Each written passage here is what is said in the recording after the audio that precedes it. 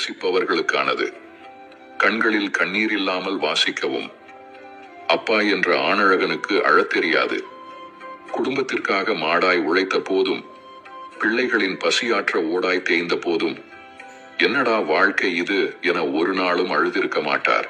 மனைவியை நெஞ்சில் சுமந்து, பிள்ளைகளை தோளில் சுமந்து, குடும்ப பொறுப்புகளை தலையில் சுமந்து, போகும் வழி தெரியாமல் விழிபிதுங்கி நின்ற போதும், தான் கலங்கினால் குடும்பம் உடைந்துவிடும் என கல்லாய் நின்றவர்.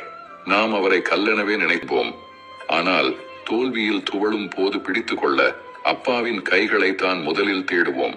நம்மை அள்ளி அணைத்து முத்தமிட்டதில்லை என்றாலும் தள்ளி நின்று உணர்ச்சி வெள்ளத்தில் ததும்பும் ஜீவன் அது.